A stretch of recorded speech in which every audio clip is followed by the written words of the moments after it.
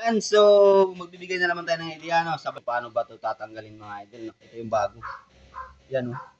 So sa pagtanggal nito, tandaan niyo lang palagi mga idol pagka nagbunot kayo kasi huwag niyo nang tanggalin 'to. Kasi baka pagbalik kung saan-saan na mapupunta. Ngayon sa pagtanggal nito, ayan oh.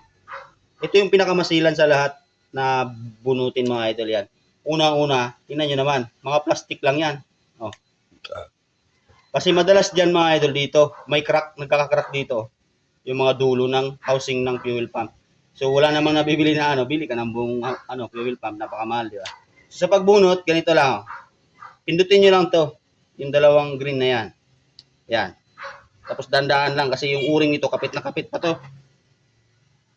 Yan, dandaan lang. May uring kasi matigas yung uring yan eh. May uring sa loob yan.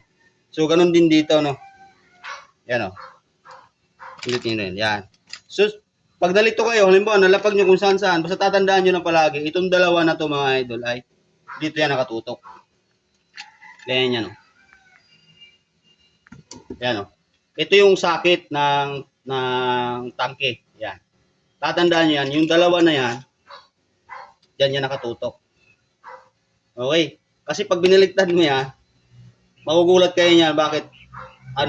Minsan ito, naliligo ng gasolina yung throttle body. Kasi yung mga niya, meron yung mga direksyon na.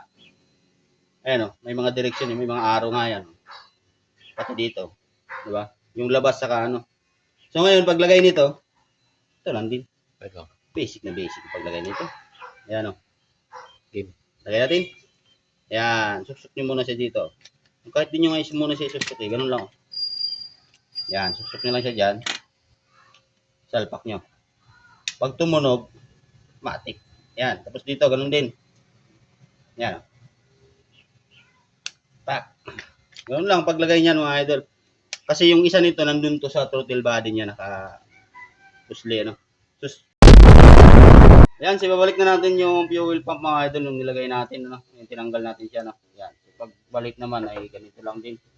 Basic na basic lang to. Tapat-tapat nyo lang yan. Ito kasi hindi kayo magkakamali kasi may guide yan.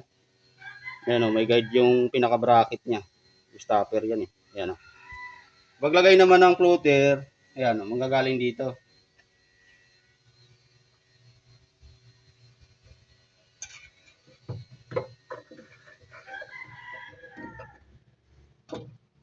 Yun.